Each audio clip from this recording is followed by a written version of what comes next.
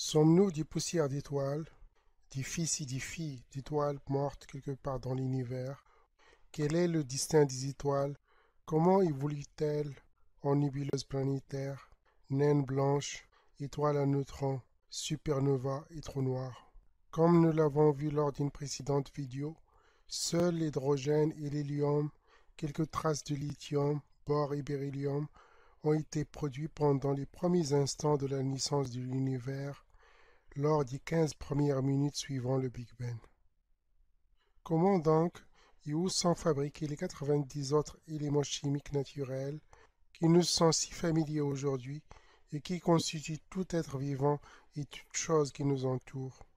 Les modèles montrent que les premières étoiles ont dû se former entre 100 et 250 millions d'années après le Big Bang. La majorité des éléments chimiques qui constituent notre monde et l'univers qui nous entoure se sont formés et continuent à se former dans les étoiles qui sont de véritables usines à fabriquer les éléments chimiques. Sans les étoiles, l'univers serait constitué presque exclusivement d'hydrogène et d'hélium, donc serait obscur, monotone et sans possibilité de vie. C'est la mort des étoiles, suivie d'explosions cataclysmiques qui ensemencent le milieu interstellaire de matière. C'est la mort qui est à l'origine de la naissance de la matière et au final de la naissance même de la vie. Carl Sagan l'avait dit pour la première fois, nous sommes tous issus de poussière d'étoiles, nous sommes tous les fils et filles d'étoiles. La mort d'étoiles et leur explosion en supernova est non seulement à l'origine de la matière qui nous constitue, mais aussi leur découverte au Moyen Âge a été à l'origine d'un grand bouleversement de la pensée humaine. Depuis l'époque d'Aristote et de Ptolémée, on avait une vision du cosmos, confortée plus tard par l'Église, qui stipulait que notre monde était harmonieux, immuable et éternel depuis sa création.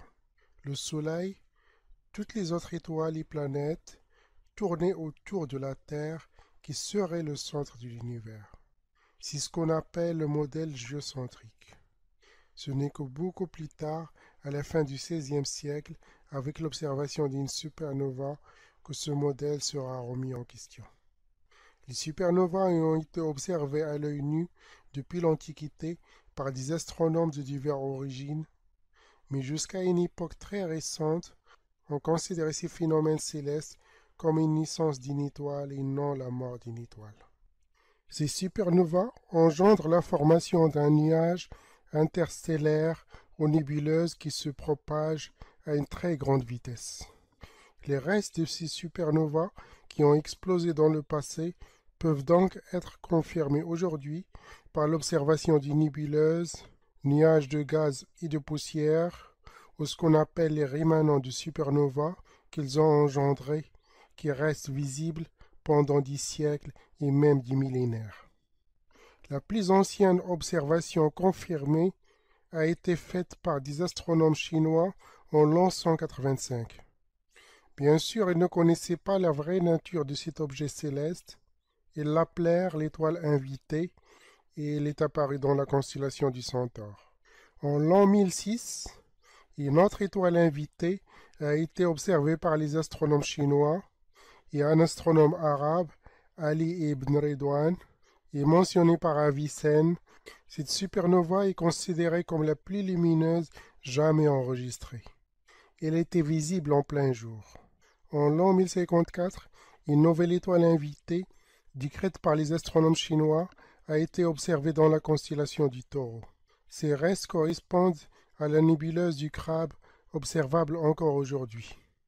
L'astronome américain Edwin Hubble confirma en 1929 l'âge de la nébuleuse du Crabe qui correspond bien à l'étoile invitée observée par les Chinois 900 ans plus tôt.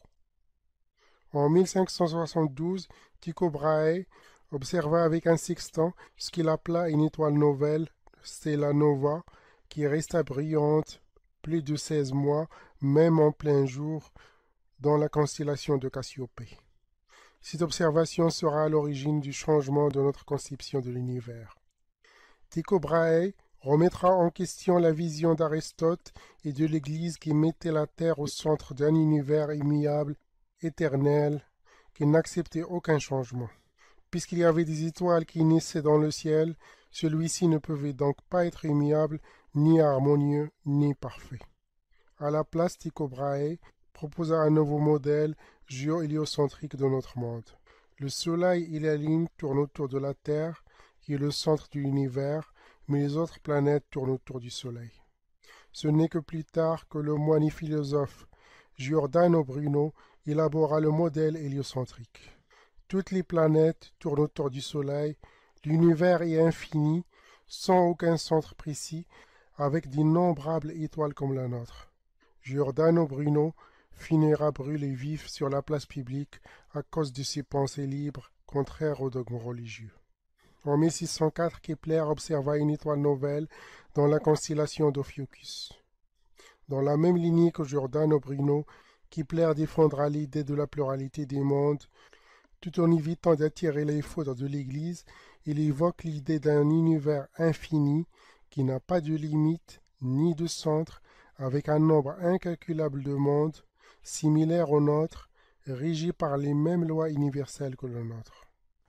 La notion de supernova, issue de la mort et non de la naissance d'une étoile, n'est connue que depuis 1934, grâce aux astrophysiciens Walter Baade et Fritz Zwicky. Mais tout d'abord, c'est quoi une étoile? Où et comment se forment ces astres qui éclairent notre ciel nocturne et qui, à travers les âges, ont toujours fasciné les hommes? Une étoile est simplement une grosse sphère constituée principalement d'hydrogène et un peu d'hélium. Les étoiles naissent de grands chocs de matière dans l'univers. Les chocs entre deux galaxies, les perturbations de matière suite à la mort ou même à la naissance d'une autre étoile, qui engendre une concentration de matière, se forment d'abord de nuages constitués essentiellement d'hydrogène et de poussière, qui en se condensant petit à petit donneront naissance à une pouponnière, une nurserie appelée nébuleuse où naîtront d'autres étoiles. Au sein de cette nurserie d'étoiles se développeront d'abord des proto-étoiles qui, sous l'effet de la gravité, produiront de la chaleur à partir de l'énergie gravitationnelle. La sphère de gaz se forme seulement s'il y a une grande quantité de matière qui peut permettre de la comprimer. Le gaz comprimé s'échauffe, puis devient de plus en plus chaud. La pression engendrée par cette intense chaleur tend à dilater le gaz, mais la force gravitationnelle tend à le comprimer. Un équilibre s'établit entre la gravité et la pression, ce qui engendre une forme sphérique en équilibre. Les mêmes conditions qui ont été à l'origine de la naissance de la matière, lors de la nucléosynthèse primordiale des premiers instants de l'univers, sont enfin créées plusieurs centaines de millions d'années plus tard. Un milieu très chaud, une énorme concentration de gaz et une grande pression, une autre création de nouveaux éléments de matière, la nucléosynthèse stellaire peut enfin reprendre. Ce qui se passe ensuite dépend de la taille de la sphère de gaz créée. Si la taille de la sphère de gaz est suffisamment grande, l'augmentation de plus en plus importante de la température et de la pression finit par allumer une réaction thermonucléaire capable de produire de nouveaux éléments chimiques.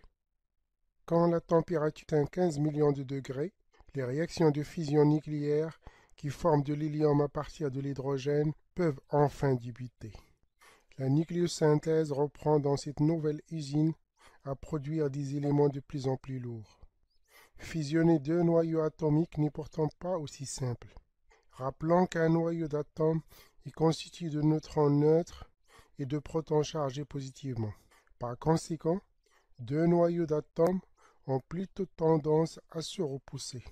Ils ne peuvent pas facilement fusionner. À de très hautes températures et pressions, comme c'est le cas dans le cœur des étoiles, comme c'était aussi le cas aux premiers instants de l'univers, cela est par contre possible grâce à l'agitation thermique qui augmente la probabilité de choc entre les noyaux et grâce à ce qu'on appelle en mécanique quantique l'effet tunnel. Elle est due au fait que la position d'une particule n'est pas vraiment déterminée dans l'espace, mais plutôt déterminée par une probabilité de se trouver à un endroit ou à un autre. Durant la grande majorité de la vie d'une étoile, comme notre Soleil, Durant ce qu'on appelle la séquence principale, deux protons, c'est-à-dire deux noyaux d'hydrogène, fusionnent pour donner de l'hélium. La masse du nouveau noyau d'hélium créé n'est pas égale à la somme des masses des quatre noyaux d'hydrogène qui l'ont engendré, mais inférieure de 1%. Il y a donc chaque fois une perte de masse minime mais réelle. Comme selon la célèbre formule d'Einstein, E est égal à mc carré, la masse n'est qu'une forme d'énergie. La moitié de cette énergie émise par l'étoile sous forme de photons, donc de lumière. L'autre moitié émise sous forme de neutrinos. La différence de masse engendre une émission d'énergie qui permet de maintenir l'étoile en vie et qui permet de compenser la perte d'énergie par rayonnement à la surface de l'étoile. L'équilibre pression-gravitation sera maintenu aussi longtemps qu'il y a une fusion nucléaire au sein de l'étoile. Au fur et à mesure que l'hydrogène fusionne, l'hélium s'accumule dans le noyau de l'étoile. Mais cette réaction nucléaire ne peut se maintenir qu'autant qu'il y a du carburant, c'est-à-dire de l'hydrogène. Plus la masse d'une étoile est grande, plus vite il brûlera son hydrogène et plus sa durée de vie sera courte. La gravitation plus intense des étoiles massives rend les réactions de fusion et donc de consommation d'hydrogène plus efficaces, donc plus rapides. La durée de vie de notre Soleil est estimée à 10 milliards d'années.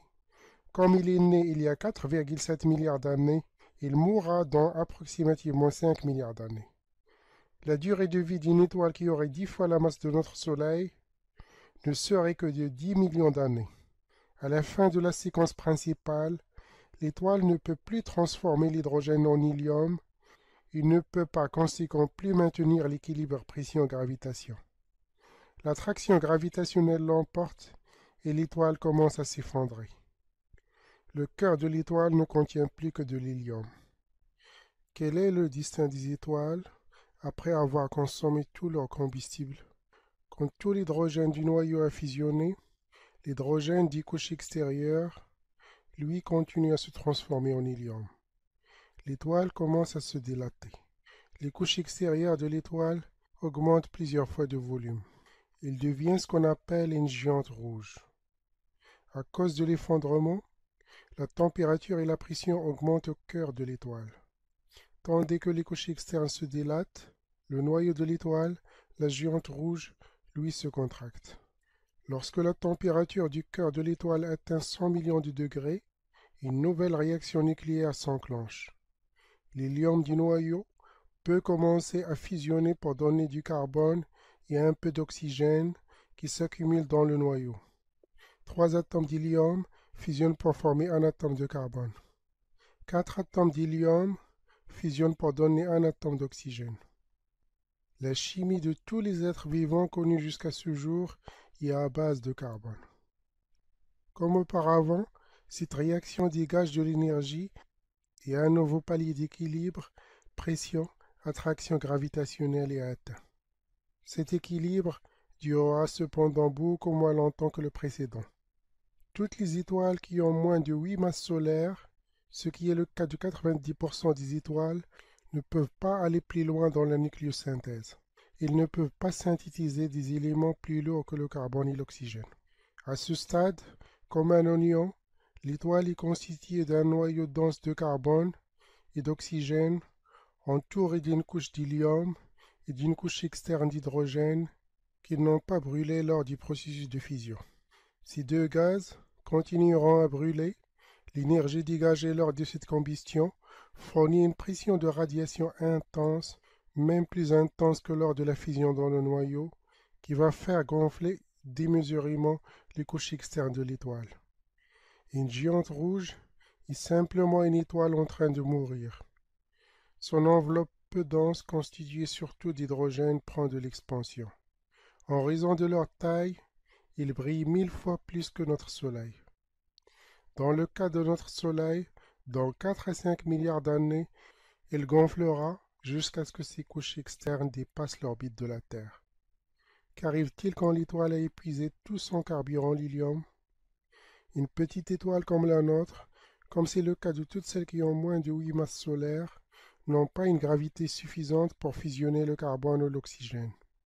Leur cœur n'atteindra jamais une température de 600 millions de degrés nécessaire pour débuter cette fusion.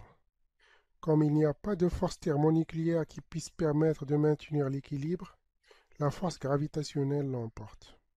L'étoile s'effondre progressivement sur elle-même. À ce moment-là, l'enveloppe externe de l'étoile se disperse dans l'espace. La géante rouge devient une nébuleuse planétaire. Les couches externes de la nébuleuse se disperseront lentement dans l'espace interstellaire. Elle restera visible pendant plusieurs milliers d'années avant de se dissoudre dans l'espace. Le cœur de l'étoile devient, lui, ce qu'on appelle une naine blanche. Une partie de la matière synthétisée par l'étoile est éjectée en même temps que son enveloppe. Il ne restera plus que le cœur de la nébuleuse, l'ancien cœur de l'étoile, qui s'est contracté sous l'effet de la gravité pour devenir ce qu'on appelle une naine blanche.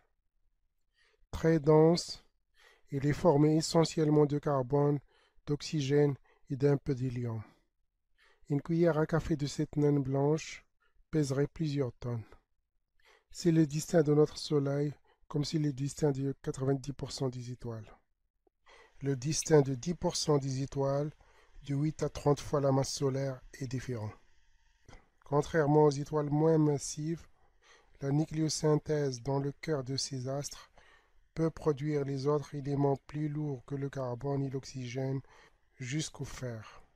Au sein de ces étoiles, beaucoup plus lumineuses que notre Soleil, règne une température et une pression très élevées qui permettent d'aller plus loin dans la synthèse d'éléments chimiques. Quand ces étoiles massives ont consommé tout leur hydrogène, elles se transforment non pas en géantes rouges, mais en supergéantes rouges. S'il était dans notre système solaire, une supergéante rouge engloberait tout l'espace jusqu'à Jupiter. L'oxygène se transforme en ion en capturant un atome d'hélium qui peut lui-même se transformer en magnésium et d'autres éléments. Il est possible aussi de fabriquer du silicium, du soufre, du calcium, tétane, chrome et fer. Cependant, même dans ces étoiles massives, il est très difficile de produire des éléments plus lourds que le fer, qui est considéré comme l'atome le plus stable. Avant de mourir, comme une pelure d'oignon, ils sont formés d'un cœur de fer suivi de couches d'éléments chimiques de moins en moins lourds. Comme les réactions de fusion de fer nécessitent plus d'énergie qu'elles n'en produisent, la nucléosynthèse stellaire ne peut plus produire d'éléments plus lourds et s'arrête. La force de pression ne peut plus lutter contre la gravitation. L'équilibre pression-gravitation se rompt. L'étoile se contracte, le cœur du fer de l'étoile s'effondre brusquement, presque instantanément, à une vitesse pouvant atteindre 25% de la vitesse de la lumière, en formant un corps comprimé appelé une étoile à neutrons, incroyablement dense, beaucoup plus dense qu'une naine blanche. Une cuillère à café de matière de cette étoile à neutrons pèserait plusieurs centaines de millions de tonnes. La densité est tellement importante qu'elle permet de combiner les électrons chargés négativement et les protons chargés positivement pour former les neutrons neutres. Une étoile à neutrons est en fait un grand noyau atomique, mais macroscopique, constitué presque exclusivement de neutrons. La matière formée par l'étoile tombe sur la surface très dense et rebondit vers l'extérieur à une très grande vitesse en balayant toute la matière qui se trouve sur sa trajectoire. L'enveloppe de l'étoile est soufflée par ce gigantesque choc et expulsée violemment vers l'espace interstellaire en dégageant une incroyable quantité d'énergie. C'est une explosion cataclysmique que les astronomes de l'Antiquité et du Moyen Âge ont parfois observée à l'œil nu en plein jour alors qu'il s'est produite à des milliers d'années-lumière. Les restes de cette explosion, en émanant du supernova, constituent une nébuleuse de gaz constituée de filaments presque purs d'éléments chimiques. En observant la nébuleuse de Cassiopée, on peut distinguer des filaments d'oxygène, de carbone et autres éléments formés lors de la nucléosynthèse stellaire. Est-ce qu'une supernova se produit uniquement par effondrement d'une étoile massive? La réponse est non. On sait actuellement que 50% du système solaire ne sont pas dotés d'une seule étoile, mais possèdent au moins 2 étoiles. Plusieurs scénarios sont possibles. Pour simplifier, nous verrons seulement le cas d'un système binaire constitué d'un couple d'étoiles qui a terminé sa vie en naine blanche et de l'autre étoile qui est au stade de géante rouge. Si la naine blanche est suffisamment proche de la géante rouge, elle peut attirer par gravitation de la matière provenant du couche externe de celle-ci. La naine blanche, qui est constituée essentiellement d'oxygène, de carbone, et qui ne pouvait synthétiser des éléments plus lourds, va gagner de la masse. La gravité augmente, ce qui augmente la température et permet aux réactions thermonucléaires de reprendre. La naine blanche va pouvoir synthétiser d'autres éléments jusqu'au fer. Seulement, il existe une limite de masse, au-delà de laquelle la pression de dégénérescence des électrons ne peut plus maintenir la naine blanche en équilibre. L'apport de matière finit par faire imploser la naine blanche. Il se produit une gigantesque explosion très semblable en intensité et en luminosité à l'explosion d'une supernova classique dans ce qu'on appelle une supernova thermonucléaire. Alors que dans le cas d'une supernova classique, le fer synthétisé reste emprisonné dans l'étoile à neutrons, ce phénomène dissémine tous les éléments synthétisés, même le fer, dans l'espace interstellaire. Il ne reste plus rien. On estime que 50% du fer provient de ce type de supernova thermonucléaire. Tout ce qu'on vient de voir explique d'où proviennent les constituants de la matière jusqu'au fer. Mais alors, comment sont produits les autres éléments naturels plus lourds que le fer? Pour vaincre la répulsion électrostatique des charges positives des particules, il faut des températures extrêmement chaudes et une agitation extrêmement rapide. Seulement, le fer est l'élément le plus stable de la nature. Même une agitation très forte ne peut aboutir qu'à la cassure du noyau du fer. En plus, la fusion du fer est une réaction qui, au lieu d'émettre de l'énergie, comme c'est le cas de la fusion d'éléments plus légers, nécessite un apport d'énergie pour se produire. Seulement, la nature a trouvé une autre solution. Au lieu de capter des protons chargés positivement, pourquoi ne pas capter des neutrons qui, eux, sont neutres? Dans ce cas, nul besoin de lutter contre la répulsion électrostatique. Une gigantesque quantité de neutrons est libérée lors de l'explosion d'une supernova. Au moment même où meurent les étoiles massives, il y a synthèse de nouveaux éléments plus lourds et moins lourds que le fer. Il y a synthèse d'aluminium, magnésium, phosphore, brome, mercure, argent et or, et même de l'uranium et tous les autres éléments qui forment la matière de l'univers. Même les étoiles de taille plus petite, à des stades très avancés de leur évolution, au stade de géante rouge, peuvent produire de petites quantités d'éléments plus lourds que le fer par capture lente de neutrons, non pas dans leur noyau, mais dans leur couche extérieure. Dans les étoiles binaires qui vivent en couple lors de l'explosion de la naine blanche, l'émission intense de neutrons permet aussi de synthétiser des éléments plus lourds que le fer et de compléter le tableau périodique des éléments. Que se passe-t-il pour les étoiles de plus de 30 fois la masse solaire? À plus de 30 fois la masse solaire, l'astre brûle tout son hydrogène en moins de 8 millions d'années. Il explose en supernova et ne laisse derrière lui qu'un trou noir. Les milliards de milliards de milliards d'étoiles ne cessent d'enrichir l'univers depuis une dizaine de milliards d'années. Au fur et à mesure de la mort des géantes rouges et de l'explosion des supernovas, l'univers s'enrichit génération après génération en éléments lourds, en carbone et autres éléments. Regardez autour de vous, tout ce que vous verrez, y compris vous-même, provient de la mort d'étoiles quelque part dans l'immense univers. Les 92 éléments naturels produits dans ces immenses usines de matière permettront une chimie organique qui, même s'il ne signifie pas la vie, permet une synthèse d'acides aminés déjà détectés ailleurs que sur notre planète, dans les comètes et les astéroïdes. La mort des étoiles a donné naissance à la vie, à ce qu'on en sait jusqu'à présent, au moins sur notre planète. Quand et comment, c'est ce qu'on verra dans une autre vidéo. Merci de votre attention et à la prochaine.